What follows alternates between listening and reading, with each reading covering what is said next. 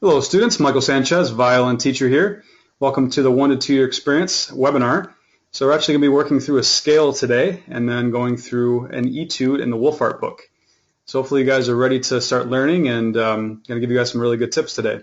So we're actually going to start by playing a D major scale. I always like to start the classes this way, as learning scales is an extremely important part of any violin player's progress. I think probably the number one thing that students don't do enough of is practice their scales consistently. So I recommend when you guys pick up your violins, if you're only going to practice for a few minutes, I suggest playing a scale. And if you're going to practice for a long period of time, I would say practice your scales for at least 5 to 10 minutes. When you're practicing your scales, this is the perfect time to really focus on technique and be conscious of exactly what you're doing regarding your left hand and your right hand. Just some tips for students that have been playing around this experience level, 1 to 2 years. Some things in the left hand that I mention quite often is for students to make sure that their hand is high enough when they play the violin. A lot of students have their hand really low, which makes it really difficult to find notes in stretches. So like, let's say you're playing a first finger down on the violin. A lot of times students have their hand too low, and then when they have to reach for like a fourth finger, they're actually moving their hand up and down to be able to find the note, which is inefficient and causes problems with intonation. So it's really important to make sure that you guys are having your hand high enough when you're playing the violin, and a really good time to work on that would be during your scales. All right, the right hand is another thing to be focusing on when you're doing your scales. I suggest making sure that your fingers are nice and relaxed. One thing I tell students to do is just kind of take their hand and just let it drop. And the way that your hand naturally falls is the way that you want it to be on the bow. For students that are actually here in the live class, you guys can actually see this right now. But it's so important that the way of the natural hand is very similar to the way that I'm grabbing the bow. So there's no change in the stiffness of my fingers, the way that my hand changes when it actually touches the bow. It should be very similar to where it's just as relaxed as possible. Make sure that the thumb is curved, make sure the pinky's curved, and just overall try to have the most relaxed hold as possible, as that is extremely important to get a good sound. All right, so let's go through the D major scale. Hopefully you guys know a little bit of third position. Make sure your violins are in tune. And what we're going to do is we're going to focus on using the whole bow, getting all the way to the tip. And I want you to make sure you guys are bending your wrist as you're coming up bow. See, a lot of times that students don't bend their wrist, they use too much arm, and that causes problems with sound. Make sure that your elbow is high enough on each string you're on. So when you're on the G string, your elbow should be above the instrument. On the D, it should be even with the instrument. On the A, it should be just below. And on the E string, it should be right next to your side. So make sure that you guys are focusing on that. All right, let's play through the D major scale. And use the whole bow. Ready, go. Almost go, because that's what we meet on. Ready, go.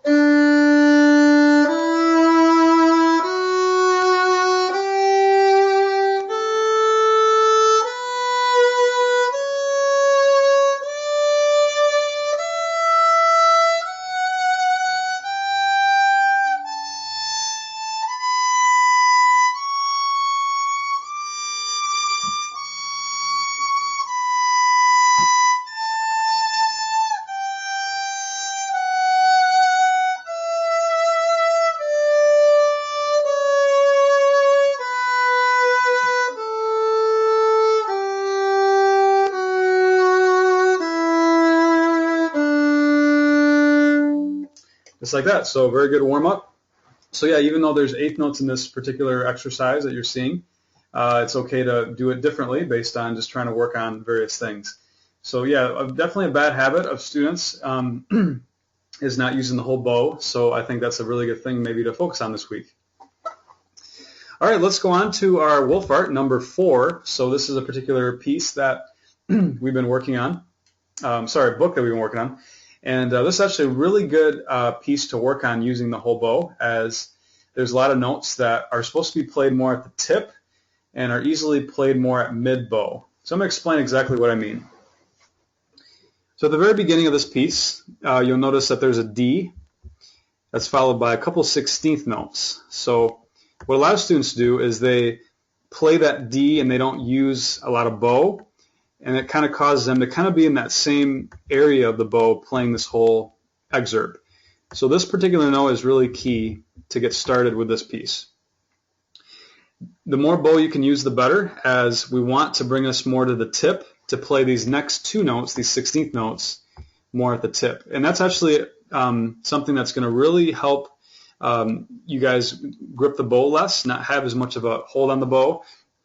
Also just overall get a better sound because you're using more bow. So basically the goal is to have these two notes played more at the tip. This note brings us back to the frog. These notes are played at the frog. This note brings us back to the tip. These two notes are played at the tip. So I'll show you just the first couple measures so you guys can see, and I'll explain as I go. So the D we play. Right now I'm almost to the very end of the bow. Now I'm going to play the 16th notes at the upper half. Now I'm back at the frog. Now I'm going to play these notes at the frog. The 8th note gets us to more to the tip. And make sure as you're doing this, make sure that your elbow is changing as you're changing strings, very important. Make sure you're getting high enough for the 4th finger. So now I'm at the tip.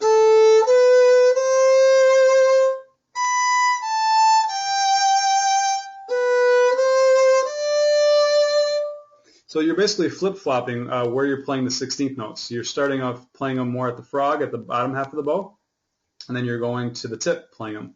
So it's something that is going to be a little bit maybe uncomfortable for some of you, but it's really good practice to work on that in this piece.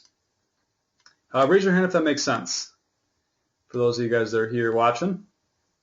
Awesome. Cool. All right, so we got to make sure that we're using lots of bow, even though it is 16th notes and 8th notes. We want to have a nice organized approach to this piece. Now, a lot of you guys might just be having trouble getting the notes in tune, so if you're not sure of that, try to use a metronome tuner and match up the pitches to what you're playing. It's really good practice to maybe play it extremely slow, but just match up pitches just to get started. C natural, make sure this pitch is matching the tuner potentially. Make sure your knuckles are up high. A lot of students are off tune with that 4th finger on the E string. It's really easy to be a little bit flat with that note. So make sure you're matching that with the tuner. And yeah, this is a really good exercise to work on your 4th fingers, as there's lots of them in this piece.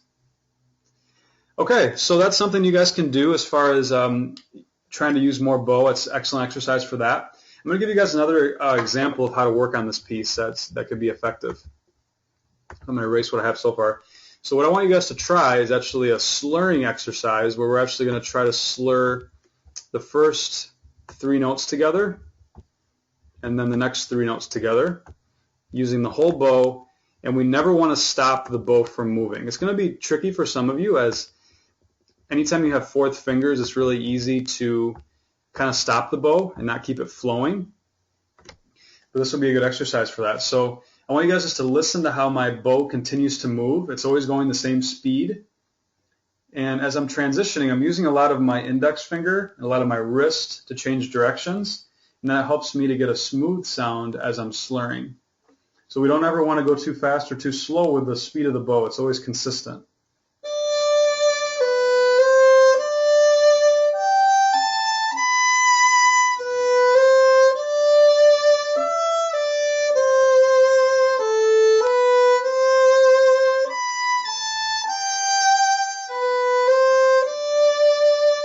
It's like that.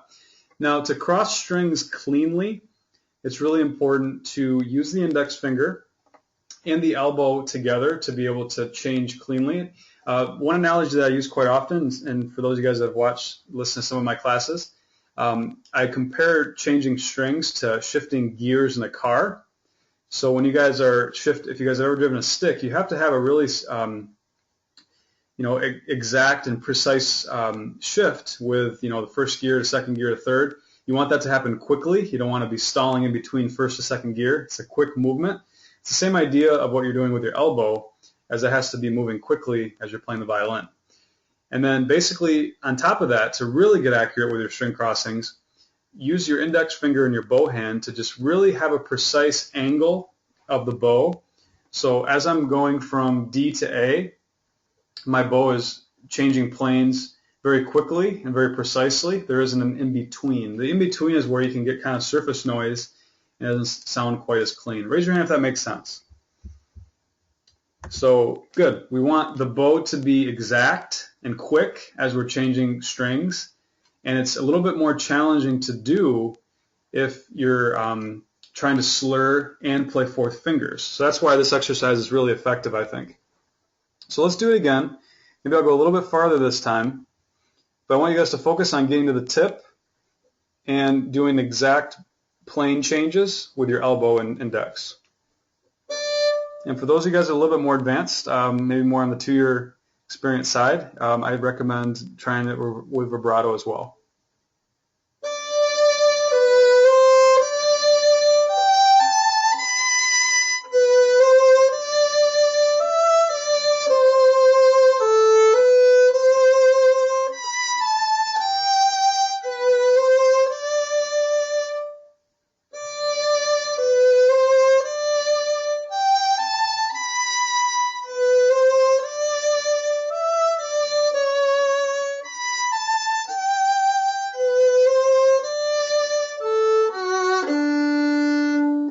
All right, I made a mistake. I played a wrong note.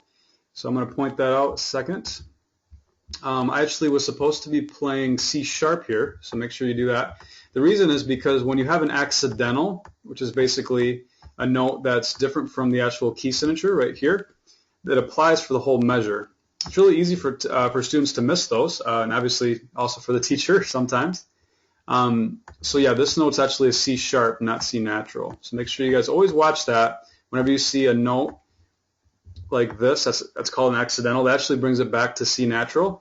Right here, this is a C sharp. It would apply for the whole measure. And then once it goes to the next measure, then it's back to normal. So always pay attention to these accidentals, which apply for the whole measure. All right, very good. So hopefully you guys are getting the hang of that. And the key is to create a clean sound, which certainly is not easy. Awesome. Okay, let's go ahead and show you guys one more way to play this piece that is effective to help your technique and improve your abilities. Okay, so I think working on staccato is an extremely important thing as a student, especially in this ability range. Staccato is basically where you're trying to create short sounds in the violin. But what I find quite often is that students try to create short sounds with the wrong muscles. So you guys can see me right now, hopefully. Basically, when students do staccato, a lot of times they use a lot of shoulder, and they get kind of this sound when they do staccato. Kind of a rough sound. It's not musical. What we actually want is more extension of the arm and bending of the wrist to create this sound.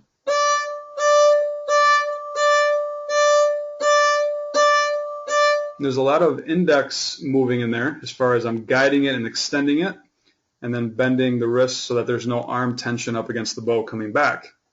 So that actually would be a really good exercise, even to work on a scale with staccato like this.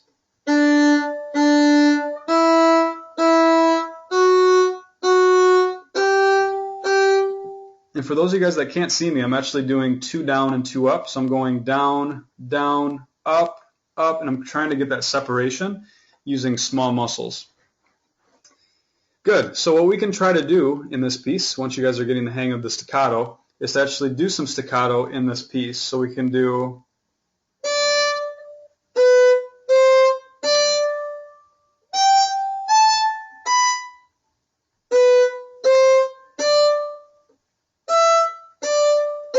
like that. Now you guys are going to have trouble playing this staccato if you're using the shoulder and the arm. So if you're kind of having more of that rougher sound when you're doing staccato, then you know that you're using too much force up against the bow.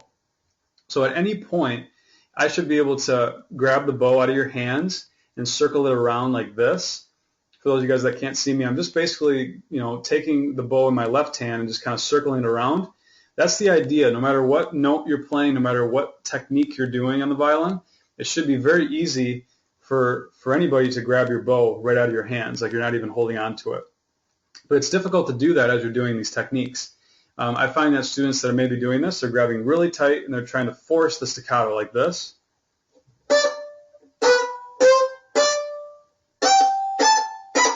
Sounds pretty bad. So we don't want that. We want that flexible bow. So we're not changing finger pressure. We're not changing finger angles. Everything's just really relaxed. And I'm guiding along with the index like this.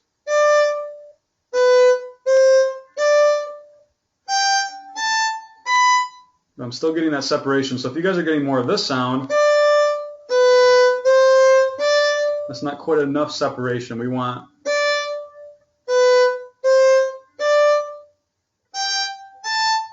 like that. And I'm still changing with the elbow and everything's the same in the right hand. Good. Raise your hand if that makes sense. All right. Excellent.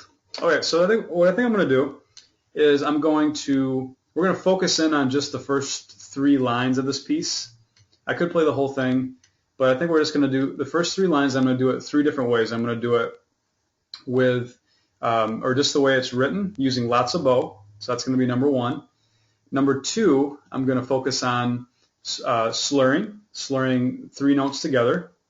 And then the 3rd time through, I'm going to focus on staccato. All right, so first 3 lines. Here we go. Ready, go.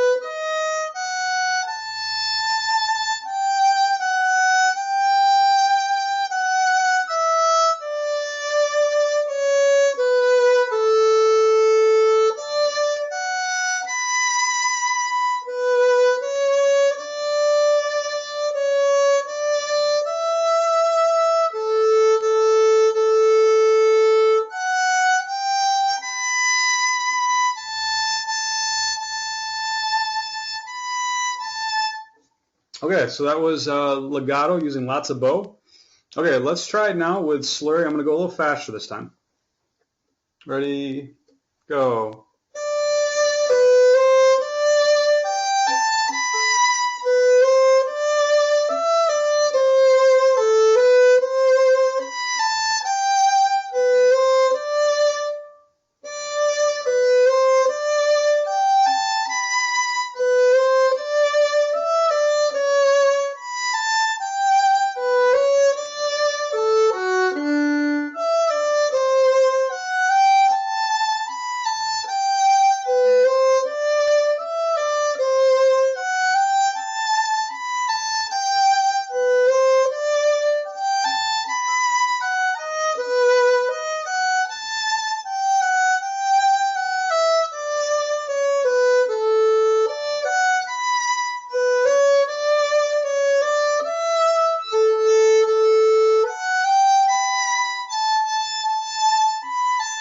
Good. And then, yeah, those can just be treated as ties when you have the double notes.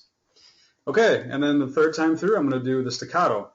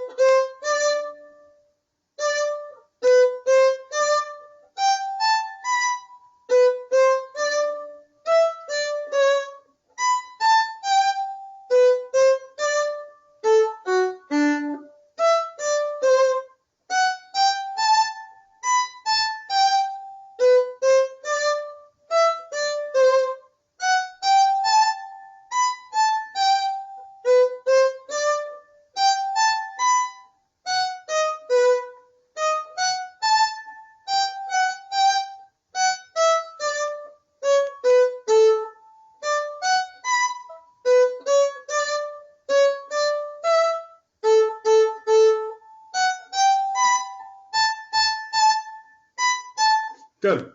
And you guys might have noticed I played that C natural instead of C sharp. Shoot. Okay, great. So hope that helps, and you guys can follow along at home, and we'll be doing another class hopefully next week. So thanks so much for watching, everybody. Have a great day.